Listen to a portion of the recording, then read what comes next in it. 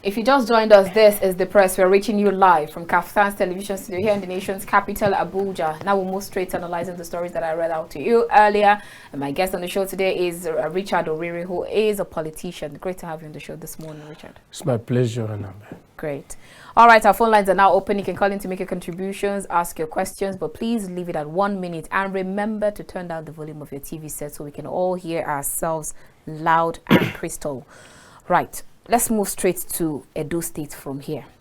Let's start with Edo State with the impeachment of Philip Shaibu, and then I read a particular place where Philip is laying curses on the Edo Assembly and said he's going to fight it with all of his breath and everything. But it is what it is. They already have a new deputy governor that's in person of Mobile. So what are your thoughts with regards to all that happened? Edo State election is coming in few months' time. And then it means that definitely the governor does not, some people will say the governor actually does not need a new deputy. So why is he in just less than how many months is already getting a new deputy? What are your thoughts in this regarding all that has happened over time? There is nothing different than to put it straight as politics. It's politics. And Philip Shaibu, as the former deputy governor of Edo State, they were very good to each other. He was very good to his boss. The both of them were in the same party before, in APC, with Adams Oshomole. And they went their way from the Oshomole camp, political dynasty, and pit tent with the PDP, and PDP accepted them. They came back to PDP and contested the election with the support of too many other gladiators within the party then, and they succeeded. And after that, you know, from the beginning, Philip Shaibu had the ambition of becoming the governor of Edo State. Even before he went ahead fighting his main principal, which is Adams Oshomole in those days. So now the sitting governor of Edo State, he is not in line with the former deputy governor's thinking for the governor to go back to that zone, because according to what is happening in Edo, from the feelers and what we have heard from Edo so far, Philip Shaibu is from a zone where the governor ought not to go back to. It's not from the right senatorial zone, the rightful senatorial zone that is supposed to benefit from the office of the governor now. So are you saying that his senatorial zone is not supposed to produce a governor? No, they are supposed to. They can produce governor, but this time, if they are actually following the rotational arrangement that they have been doing, then his own zone is out of the zoning, and the governor don't want to, because already APC, they are very strong in Edo now, and if PDP internal crisis within the PDP, both in Edo and nationally, will equally affect them, and the governor will find it very difficult to see himself not putting somebody that will take over from him as a sitting governor. So he will do everything to see that he succeeds in putting a successor.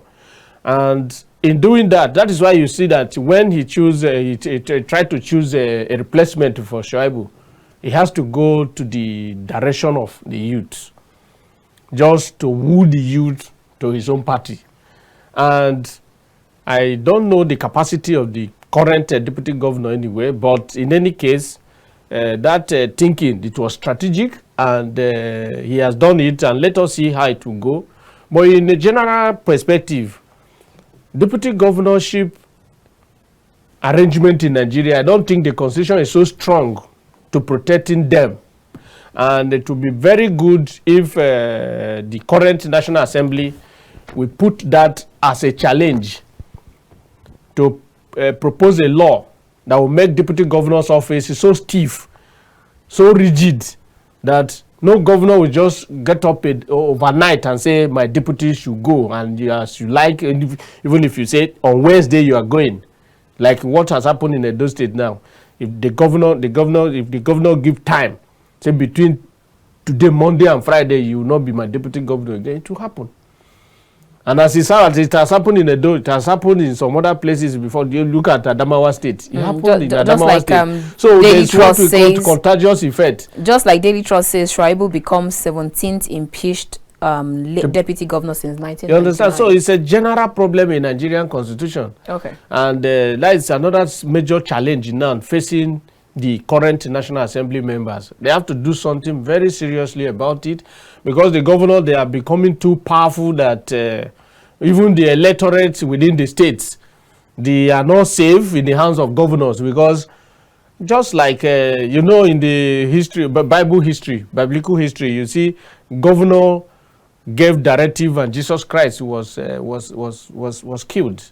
So that is what is actually happening now, and it is clear now that the second God on earth here is governors, not just the government, governors. The second God on earth, governors and presidents. Whatever they think they want to do in the state, they do it. All right. Just like God. If God say you die tomorrow, you die. Governor in Nigeria say tomorrow you are no more, you will be no more, because they have all the powers within their hand. And all right, it's not fair at all. So I'm going to ask you, before we leave that story, I'm going to ask you, for you personally, do you actually see this as a right step in the right direction? Because it has actually caused a lot of argument, both online and offline. Do you actually see this as a right step in the right direction, especially with regards to even as we are celebrating or commemorating 25 years of democracy in few days? That's one on the side. And then secondly, having all of the, I hear Mobile say that I'm not going to fight my governor, I'm going to be loyal to the governor. Does it mean, to you, how do you see it? Is it feeling godfatherism again? To take it from the perspective of the current deputy governor saying you will be loyal to his principal, everything is just, like I said, is political and is strategical. Very, very strategic, in the sense that Philip Shaibu, him remaining in the office as deputy governor, will have nothing to add to the election of the upcoming election in Edo State on the side of PDP. He has nothing to add, because it definitely is true. It's so glaring that Shaibu will not support the candidate of Obaseki. So for that reason, it is strategic for the governor to bring replacement who will work hand in hand with him to ensure that the party succeeds. And now that, and it is because of that strategic arrangement that have made the governor Obaseki to stretch his hand to the angle of a youth. And you see, you know, like what has happened in Senegal now, Nigerian youth, they are beginning to wake up.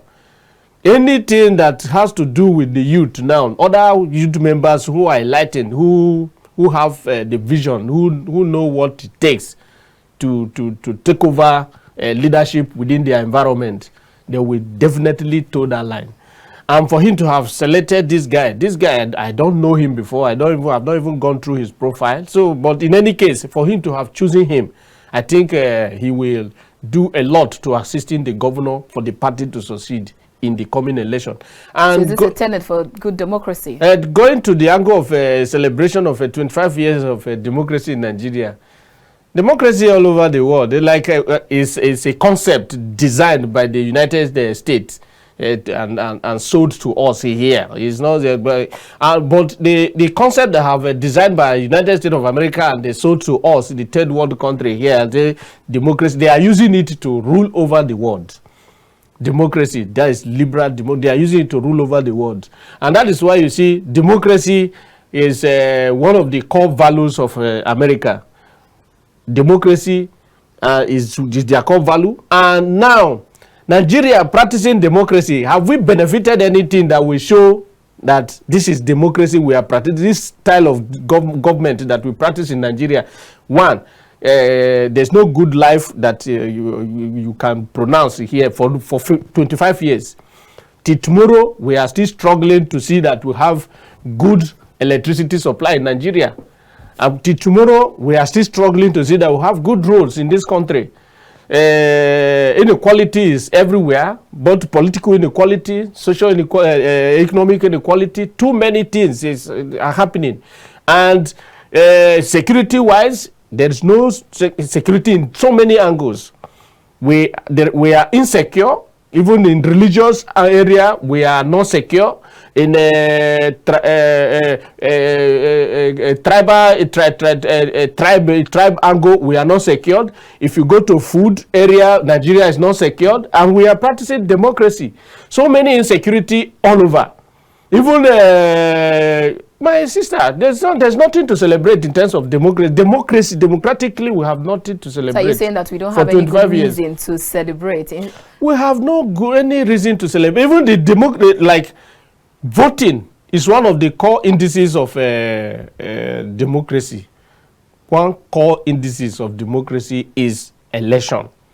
And if you check our electoral processes from 1999 to date, do we have that free hand as democratic state that the electorate, that is citizens, freely go out to select who lead them in this country? Richard, let me ask you a question now with regards, taking a cue from what you just said and where you just landed. Now, would you actually say that all of the fights that our past heroes, if you look at the national anthem, the labor of our heroes past shall never be in vain. So if you take, does it actually now mean that we are just singing or chanting that phrase all for nothing? We have not had this. We have not had. Are their labor now in vain? From the democracy we are celebrating today is the democracy that we came to start again in 1999. From 1999 to 2024 now is 25. You see, that is why you say we are celebrating 25 years of democracy in Nigeria. You understand? So, checking it from 1999 to date, we don't have anything much to celebrate as a democratic state. So are the labor of those heroes past, are they in vain? Not that the labors of our heroes. We've not gotten there yet. We have not gotten there. Democracy is a process. It's a process. I can give pass mark to some leaders in the country that have the spirit to really put into practice what democracy is all about. If you go check India, even China, that they are socialist country, they are doing very well, more than us that practice democracy. Check India. India, they practice democracy, secularism is in India. And if you check India, life expectancy in India is high. If you go to China, their life expectancy is high. Almost every individual in India, in China, they are like doctor.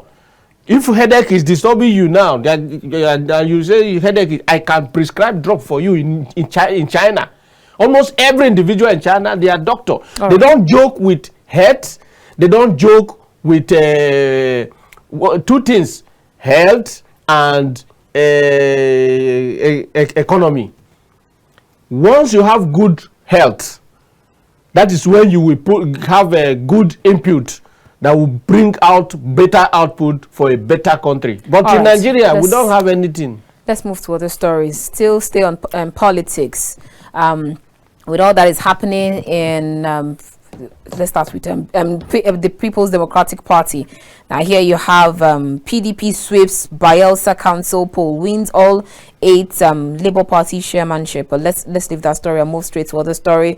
Still on PDP's issue. I'm trying to find where I actually saw that story. Okay, all right, with the story about Damagons, and then you have people saying from the PDP saying that they're going to resign from the party. I think I saw over 100 of them. Okay, 60 PDP lawmakers demand resignation of Damagun, threaten to quit the party, reject fostering of APC loyalists as caretaker committee members in Rivers and 10 other states. And I also hear some PDP loyalists say that how would you have someone who is a PDP member in the morning, but in the night is an APC member? I'm sure he's referring to Nyesom Wike, and that you have him in their NEC to decide things that concerns their forthcoming elections and all.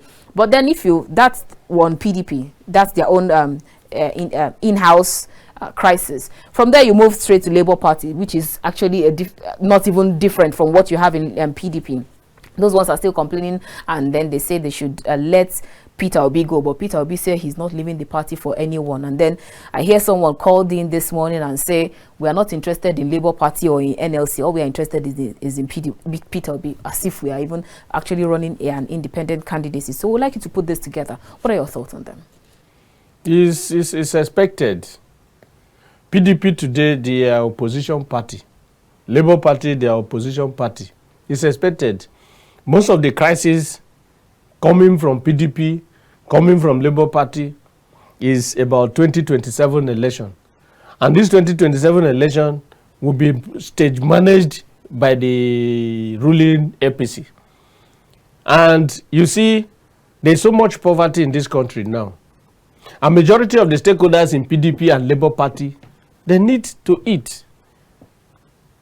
They are aligning. So they are fighting for their stomach. They need to eat. No, they need to eat. They are aligning and lobbying even the ruling party.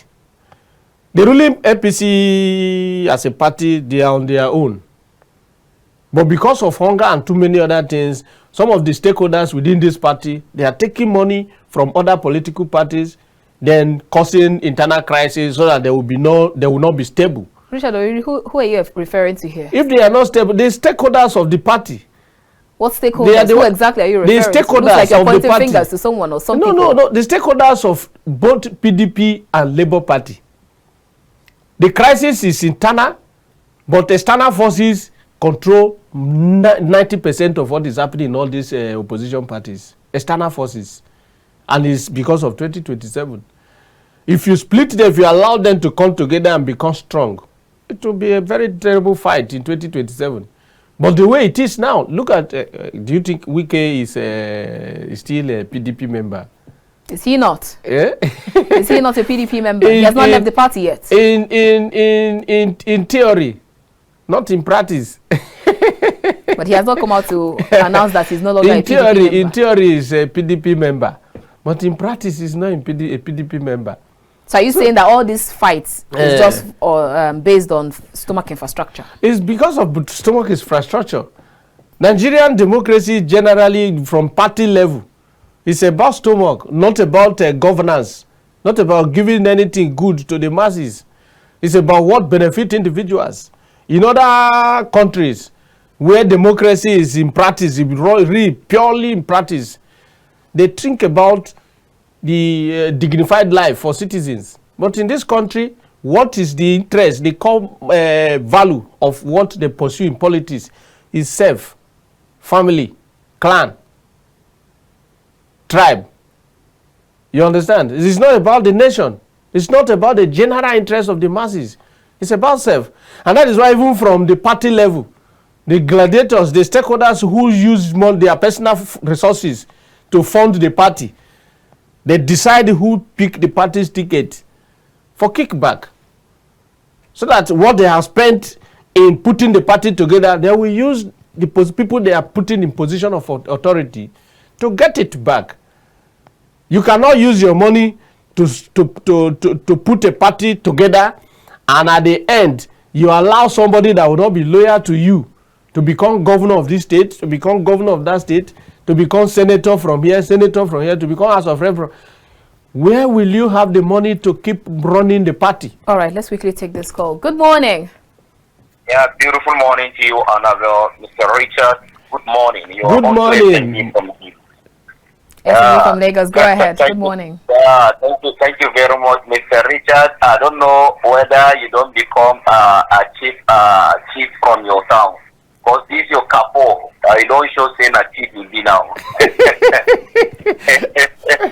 Anyway, you see, honestly speaking, Annabel, I'm sorry. Sometimes I always ask myself, I mean, when it comes to democracy or politics, I ask myself, are we for real? Are we for real? Because, yeah, if you check out the headline from the Daily Trust, Shaibu become the 17th deputy governor. Since 1999. Yeah, the question is, what are even they doing, even if it's not impeaching? What are the deputy governors, what are they doing, for instance? Look at the constitution, look at the law, like Richard made mention. I mean, in the Western world, we expect political systems to be chosen and replacing government through free and fair election. You know, we expect to be active participation of the citizen when it comes to the political system. They are practicing it there. Why can't we do the same? They are practicing it there. Why can't we do the same? We are still on drainages political system. We are still on water supply political system. We are still on health matters. We are still on the infrastructure and so on and so forth. At 64 of independent, 25 years of interrupted democracy. And then I ask this question: are we expecting international community to come and reduce Nigeria for us again? Are we expecting them to come and do that for us? So as for the 38-year deputy governor that he remained loyal to Obaseki, believing me, it's a lie. It's a story. It's a story. Because the implication of godfatherism political system is trying to dominate the political system of the nation, which is not going to be a good thing to the democracy. I'm telling you this. The earlier we consider the concept of democracy, the better for us. Yeah, I know you have to be alone, you have to come through the ladder and so on, but not godfatherism. It will not take us anywhere. And when we allow the godfatherism democratic system of government to dominate the system, believe me, we are not going anywhere. Thank you very much. I remain SMD from Lagos, and I wish you all the best. Thank you so much, SMD from Lagos. We wish you all the best also. All right, let's take our next story, and this time let's talk about electricity tariff hike. And in fact, since after that pronouncement, okay, I was actually narrating how I bought 5,000 naira worth of unit, and then I was giving just 20 units. So it means that we are buying 250 1 minute unit rather for 250 naira. So I thought it just happened to me, and then that same day when I bought that unit, that's when NEC came out and EFCC came out to say that the AEDC should apologize and refund monies to consumers who according to them allegedly raped off. But I wasn't allegedly raped off. I was raped. I felt I was raped, because even the NEC actually said 225 for band A, and I'm not living in the band A territory. That's even one on the sides. Okay, I thought it was just me, and then it will stop at some point. And then one of my friends went to buy yesterday. She bought 2,000 naira worth of unit, and she was giving just 4 units for 2,000 naira. So it means it is still the same 250 naira per unit. And she was complaining of how she only turned on her TV, her refrigerator and her ceiling fan, and in less than 5 hours, in just 5 hours rather, her 4 units was exhausted because there was uninterrupted electricity. But then we see the National Assembly saying that that's in person of the deputy speaker, that's Kaluk, saying that they would come and treat that case when they return back from their break. So what are your thoughts with regards to this electricity tariff hike? How much is it going to affect not just businesses, but also the individuals who their salary is not even increasing? Or are we, even as Nigerians, are we going to just move on? After all, fuel subsidy is gone. It came and then the hike was there, but we shouted, and then we still moved on, and Nigerians go survive. That's what we keep hearing. Is that what is going to happen with this one again? The challenge is so high, and it's too harsh on the masses. You are feeling it, I am feeling it. Just like you said, fuel subsidy that was removed, we are still feeling it till tomorrow. No Nigerian has successfully moved out of that crisis, and now is electricity tariff. It's as if we are mad in this country. It's as if we have lost that part of humanity in us as leaders.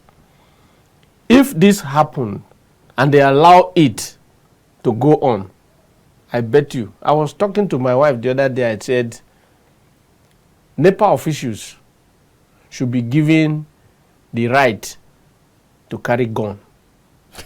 Interesting. Why exactly because did you say that?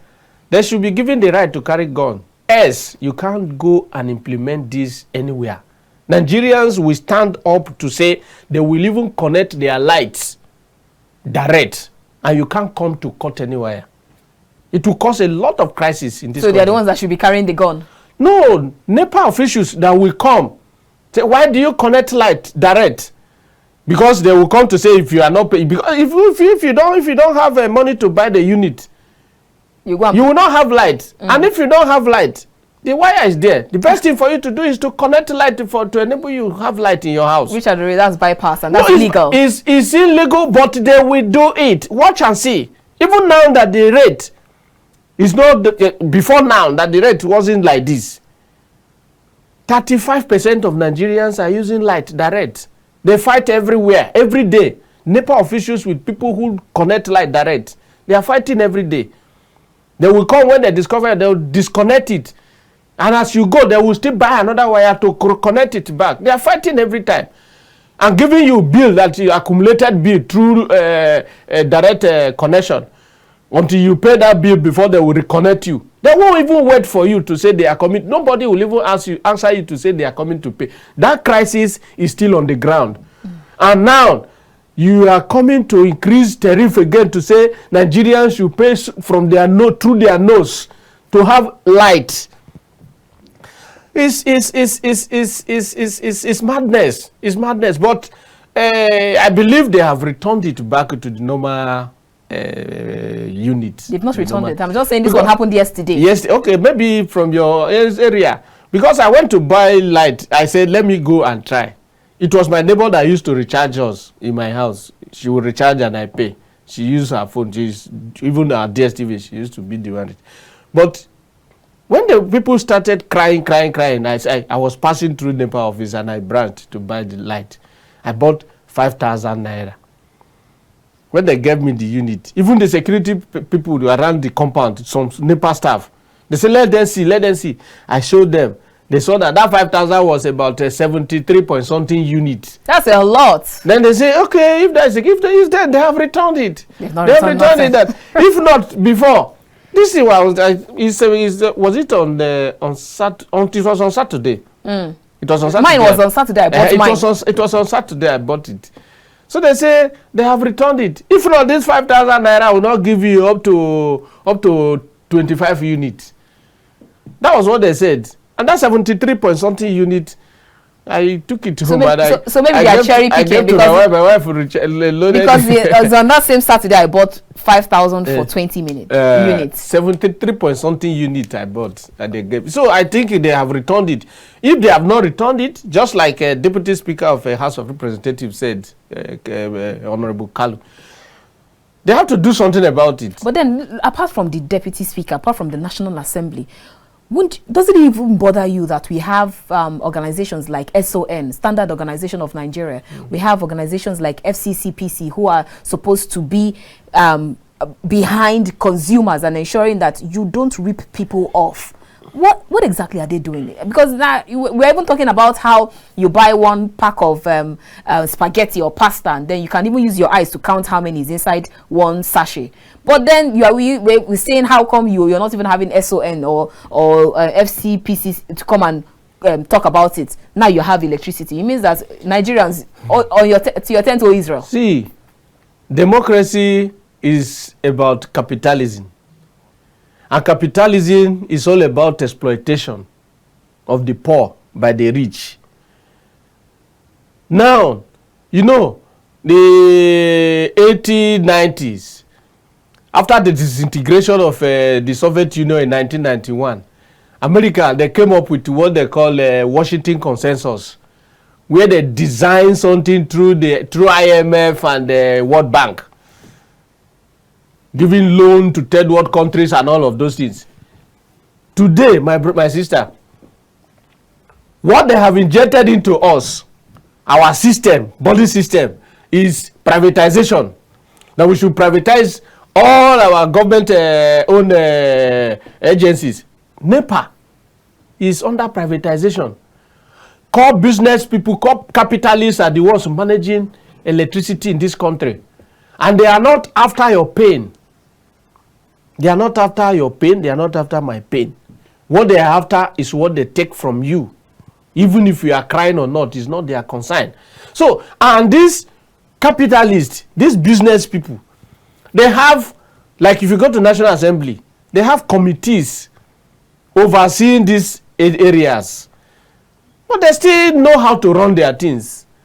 And like, look at now, MTN, DSTV, for instance.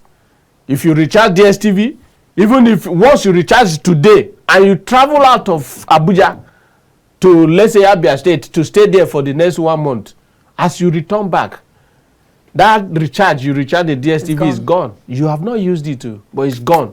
But are we not the one that even killed the person that wanted to come and do the pay as you go? Are we not the one that killed that dream ourselves? Even if you pass it through your legislators, they will go there with something they call Ghana must move. And they will suppress it. Please, leave it. Because they also have vested interest. Interest. So we are the problem of Nigerians. We citizens, we are our problem. Because it is us citizens that these business people use to work against us. The people we have elected, we elected them to go and represent our interests. Not to go and represent their personal interests, but the majority of our elected officials in this country, from governor to House of Assembly members to House of Reps and senators and all of them, they are representing their personal interests, all right, Richard, not the interests of the masses. Before we leave this story, in 1 minute, if you can help us, our time is fast spent.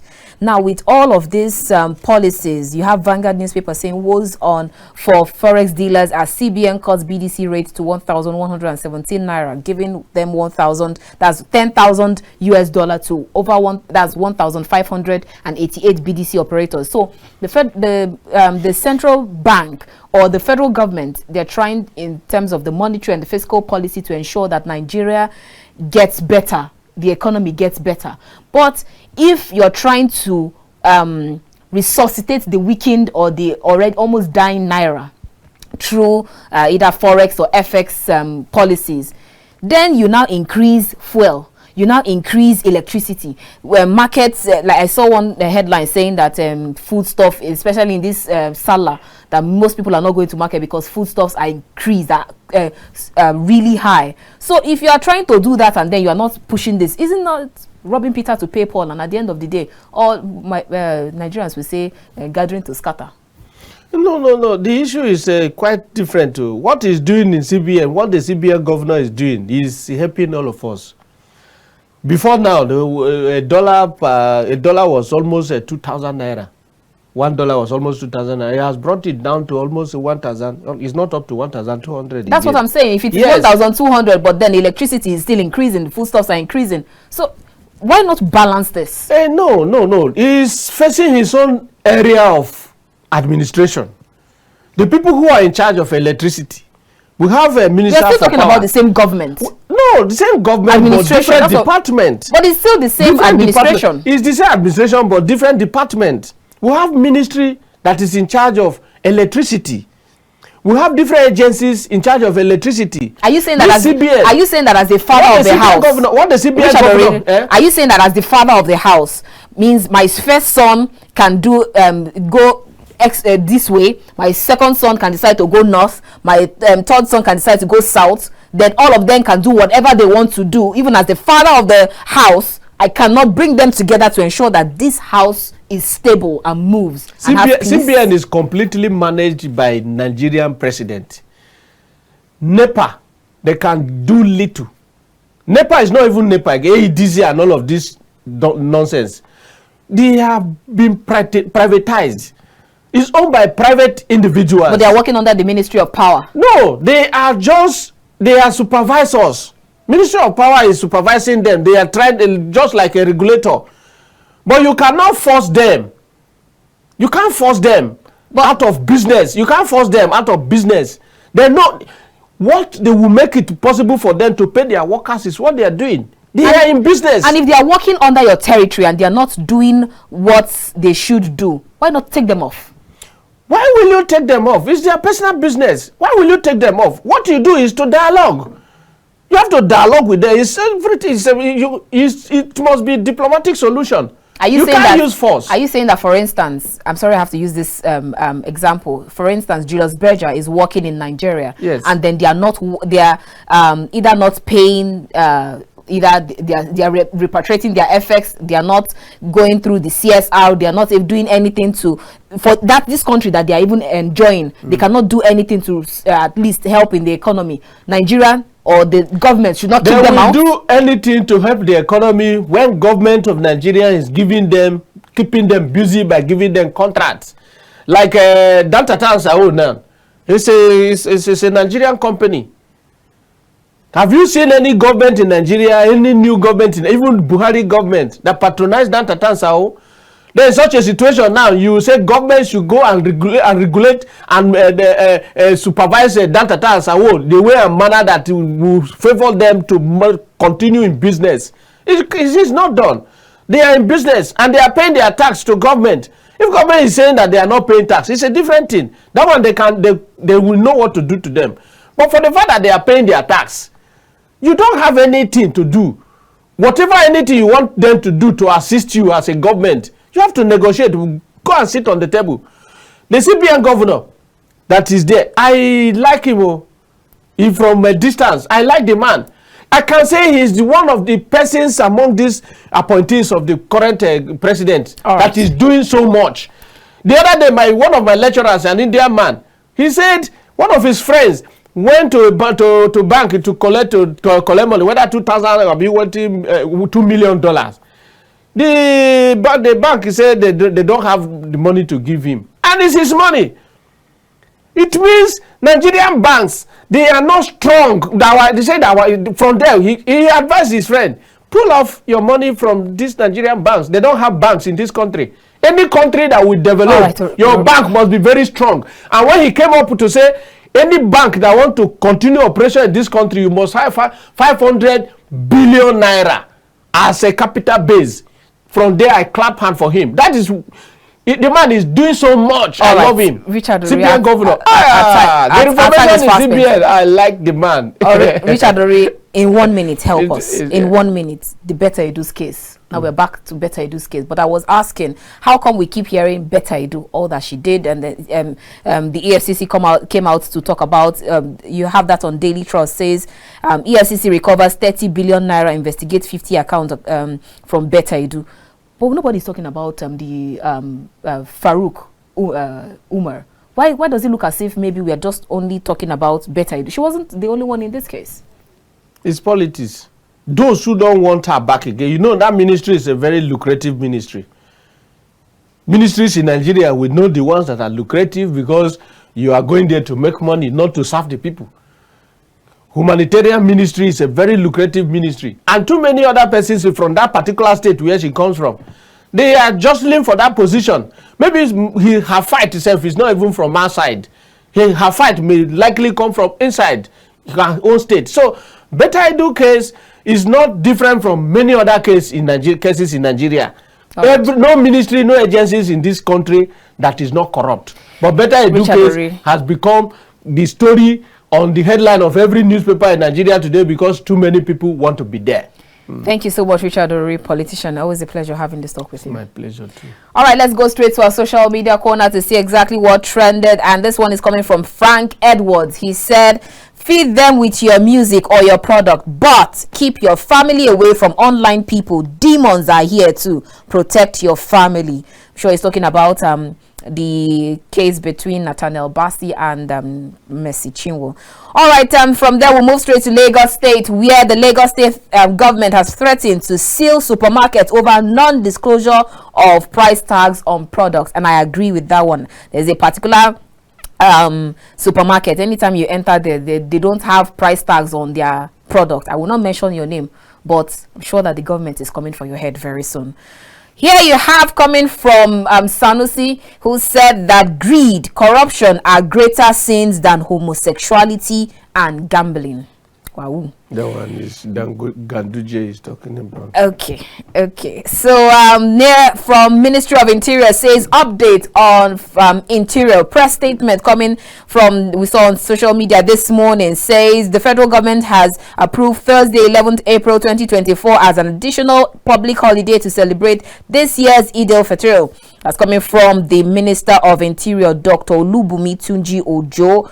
All right, congratulations to our Muslim brothers in advance. Let's take a video, and there we have one of a lady who said that she's happy for her ex because he has moved on and is looking better. But on the flip side, you have a woman who is using slippers to tie two lovers together. Which way is my people? Let's see that video.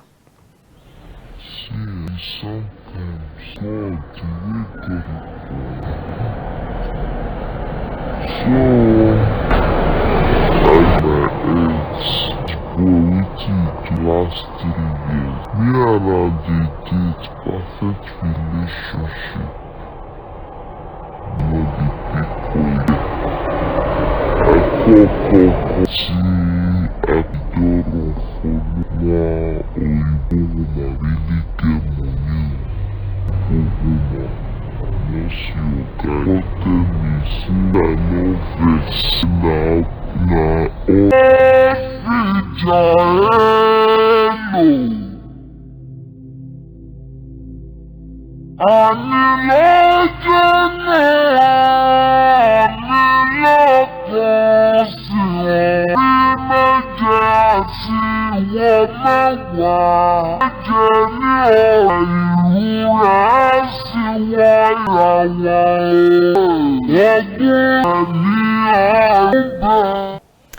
All right, we're sorry for that. The other one, the sound was actually not okay, so we had to let it go. It's actually a lady who is talking about her ex-boyfriend, that she saw her ex dumped her, but he decided to go and date a white lady. And when she saw the white lady, she saw her ex again, he was looking better. In fact, had a very good car. And then she told him, "Thank God you left me, because we cannot both die here in poverty." I wish a lot of people would have that mentality. Once you have an ex, your ex is not your enemy. Even your ex can even be the chairman or the chairman of your wedding, at your wedding rather. And then the other video is a woman who is tying two lovers together. We still doing things like that? Change your ways. My name is Annabel Orji. I'll see you next time. Good morning.